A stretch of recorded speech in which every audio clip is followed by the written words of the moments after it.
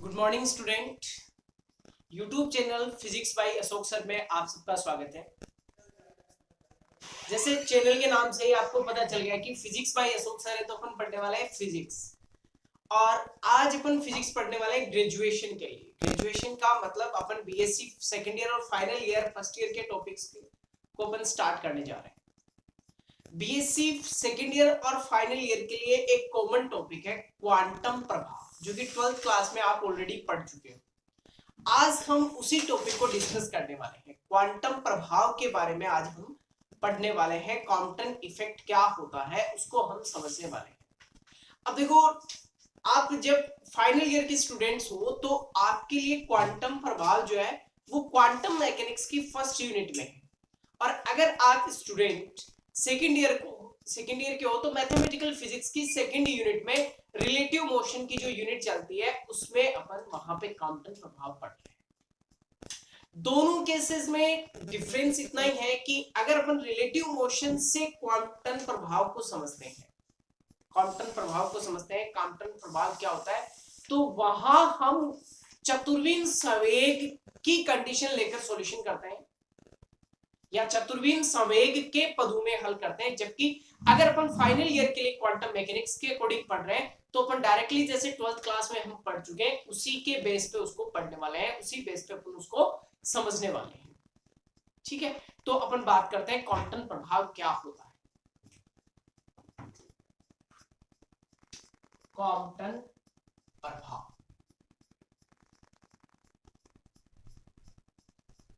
Quantum effect. तो देखो, quantum प्रभाव या क्वांटम इफेक्ट जो है वो एक स्कैटरिंग है, प्रकीर्णन है। और ये प्रकीर्णन किसका है? ये प्रकीर्णन है कोई फोटोन जो है जिसको अपन किसी पिंड के विराम इलेक्ट्रॉन पर आपतित करवाते हैं, इंसिडेंट करवाते हैं, तो वहां वो इंसिडेंट होने के पश्चात किसी निश्चित कोण पर स्कैटर्ड हो जाता है, प्रकीर्णित हो जाता है। ठीक है, तो जिस कोण पर वो प्रकीर्णित होता है तो उसके पश्चात उसकी ऊर्जा में क्या परिवर्तन होता है, उसके तरंग दैर्ध्य में क्या परिवर्तन होता है, उसकी आवर्ती में क्या परिवर्तन होता है, वो ही क्वांटम प्रभाव को एक्सप्लेन करता है। तो देखो, सबसे पहले अपन इसके डायग्राम को समझते हैं। जब अपन डायग्राम को अच्छी तरीके से समझ जाएंगे तो वहां से अपन इसकी डेफिनेशन को भी समझ पाएंगे। तो देखो, सबसे पहले अपन बात करते हैं कि ये अपने पास कोई पिंड का रेस्ट इलेक्ट्रॉन है, विराम इलेक्ट्रॉन है, और इस विराम इलेक्ट्रॉन पर हम किसी फोटोन को इंसिडेंट करवा रहे हैं। तो ये अपने पास बन गया इंसिडेंट फोटोन। इंसिडेंट फोटोन, आपतित फोटोन, आपतित फोटोन।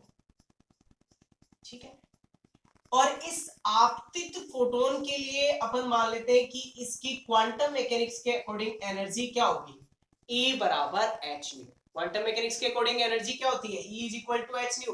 और अगर अपन क्लासिकल मैकेनिक्स के अकॉर्डिंग बात करें तो एनर्जी के लिए अपन क्या लिखते हैं, E is equal to m naught c square.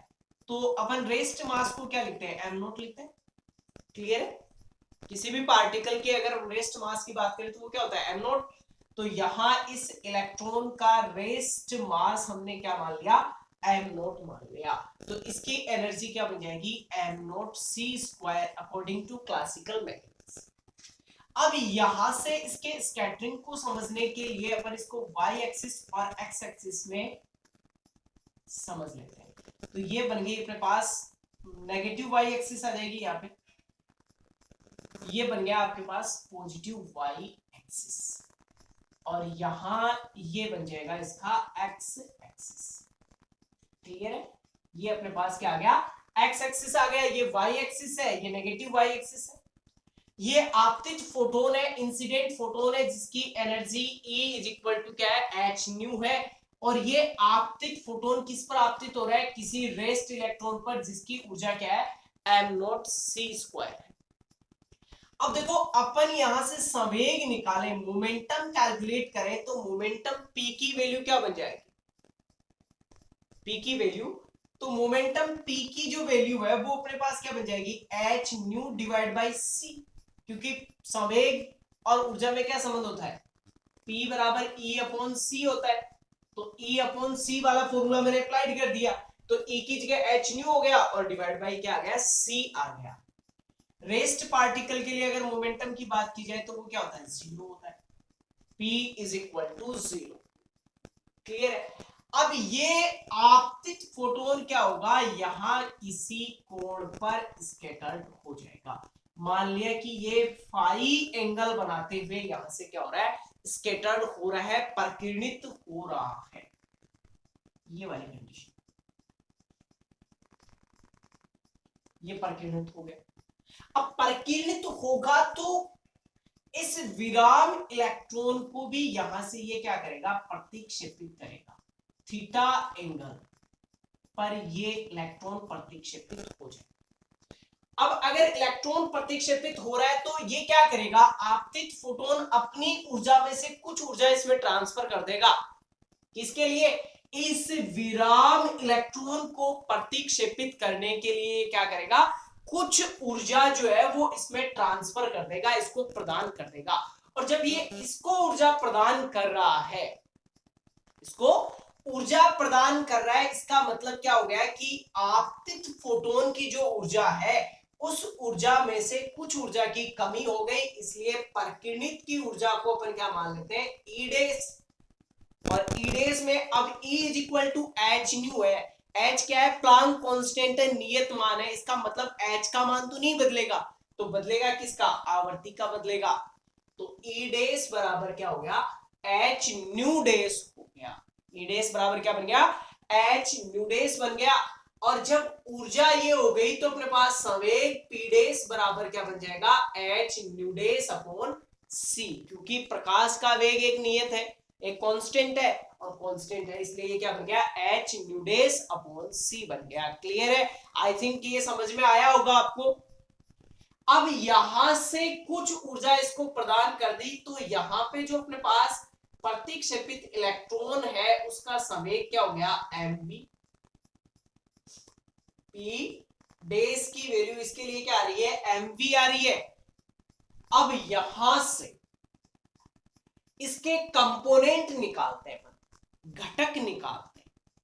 तो इसके जब घटक निकालेंगे तो एक्स एक्स पे फाई एंगल के रेस्पेक्ट में इसका घटक तो बन जाएगा एच न्यू डेस अपॉन सी कोस फाई, और इसका घटक बन जाएगा एम वी कोस थीटा।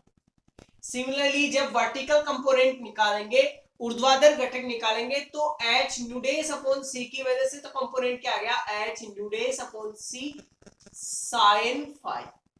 ये पॉजिटिव एक्सिस पे है तो ये पॉजिटिव रह जाएगा, और ये नेगेटिव एक्स एक्सिस पे है तो ये वाली वैल्यू आ जाएगी एम वी साइन थीटा।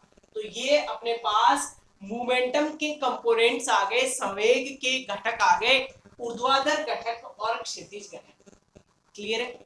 तो देखो सीधा सीधा अगर अपन यहां से देखें तो एक तो ऊर्जा के मान में कमी आ रही है, कब, जब फोटोन प्रकीर्णित हो रहा है, जब फोटोन प्रकीर्णित हो रहा है, किसी के एंगल पे प्रकीर्णित हो गया तो उसके कारण ऊर्जा के मान में कमी आ रही है।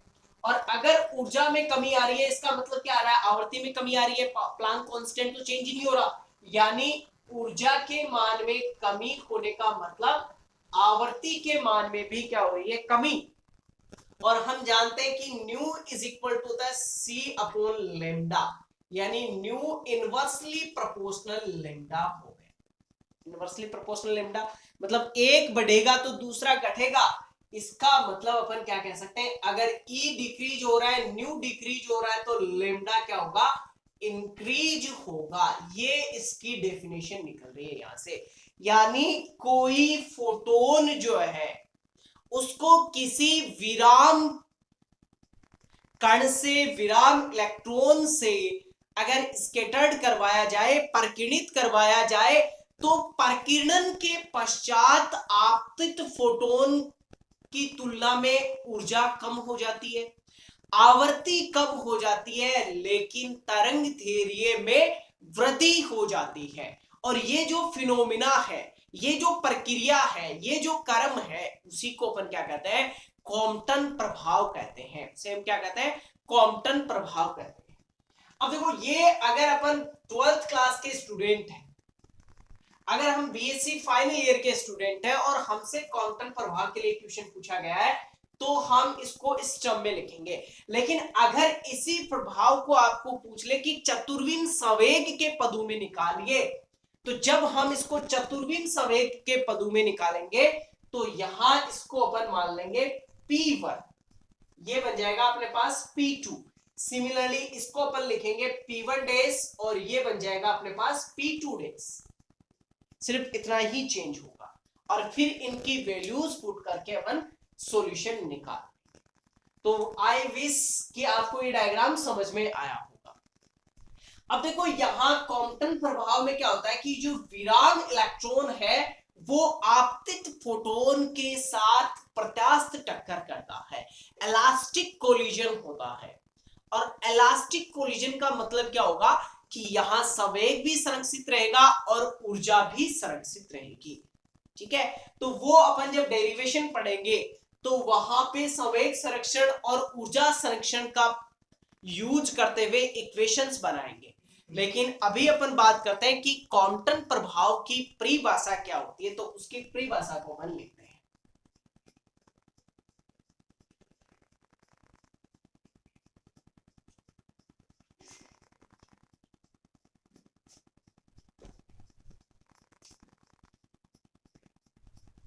कॉम्पटन प्रभाव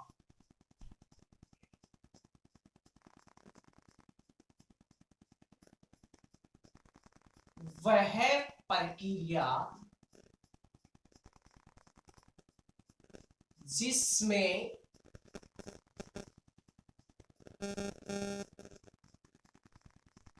प्रकीर्णित फोटोन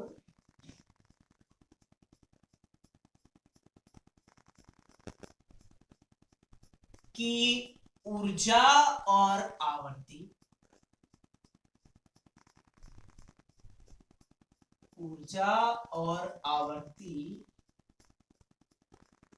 आपतित फोटोन की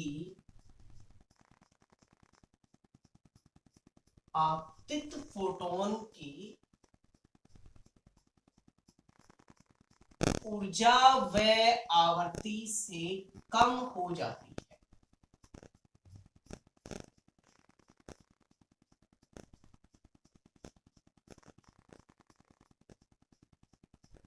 तथा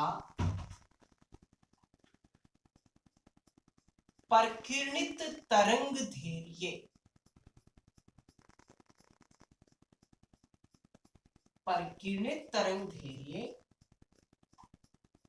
आपतित तरंग धैर्य की तुलना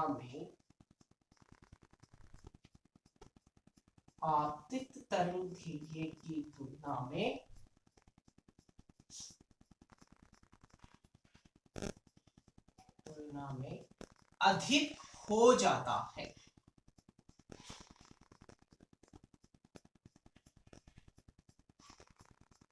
कॉम्पटन प्रभाव कहलाता है। कॉम्पटन प्रभाव कहलाता है मीन्स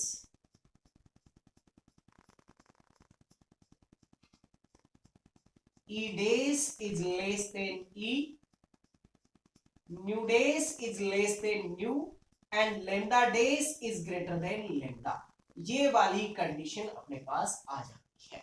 तो कॉम्पटन प्रभाव की परिभाषा में अपन क्या लिखेंगे कि कॉम्पटन प्रभाव एक ऐसी प्रक्रिया है जिसमें किसी प्रकीर्णित फोटोन की ऊर्जा और आवृत्ति जो है वो आपतित फोटोन की ऊर्जा और आवृत्ति से कम हो जाती है, लेकिन प्रकीर्णित फोटोन का तरंग धैर्य जो है वो आपतित फोटोन के तरंग धैर्य से अधिक हो जाता है। इसे हम कॉम्पटन प्रभाव कहते हैं। अर्थात E dash is less than E, nu dash is less than nu and lambda dash is greater than lambda। यहाँ पे जो विदाउट डेज हमने रिप्रेजेंट किया है वो इंसिडेंट के लिए है, आपतित के लिए, और जो डेज के साथ में हमने रिप्रेजेंट किया है, जो प्रदर्शित किया है, वो किसके लिए है, जो डेज के साथ रिप्रेजेंट की गई वैल्यूज है वो सारी की सारी वैल्यूज स्कैटर्ड के लिए है, परकिर्णित के लिए है। क्लियर है? आगे बात समझ में। अब देखो क्वांटम प्रभाव का यूज करते हुए हम कौन से टॉपिक्स के बारे में डिस्कस करने वाले हैं, कौन कौन सी वैल्यूज को अपन मेजर करने वाले हैं, कैलकुलेट करने वाले हैं, तो वो अपन यहां से देखते हैं। तो क्या अपन यहां से क्वांटम प्रभाव के द्वारा पढ़ने वाले हैं, क्वांटम प्रभाव से हम क्या कैलकुलेट करने वाले हैं। तो देखो क्वांटम प्रभाव का यूज करते हुए सबसे पहला पॉइंट अपन निकालेंगे क्वांटम विस्थापन। क्वांटम विस्थापन, क्वांटम डिस्प्लेसमेंट क्या होता है। Quantum displacement.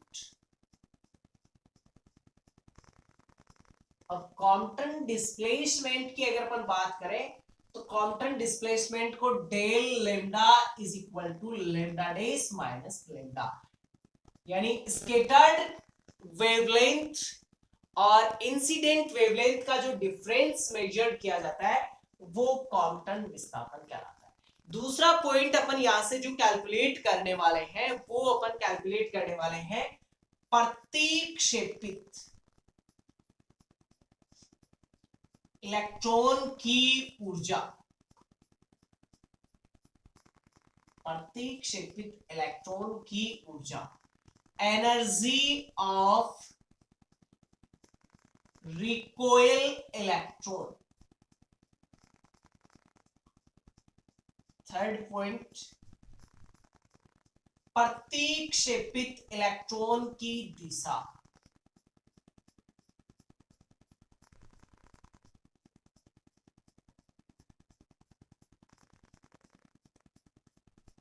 Direction of recoil electron. तो ये कुछ टॉपिक्स जो है वो हम डिस्कस करने वाले हैं क्वांटम प्रभाव में, जिसको अपन देखेंगे अपने नेक्स्ट वीडियो में। आज की क्लास के लिए बस इतना ही। धन्यवाद, आपका दिन शुभ रहे। उम्मीद करता हूं कि आपको पढ़ाया हुआ समझ में आया होगा।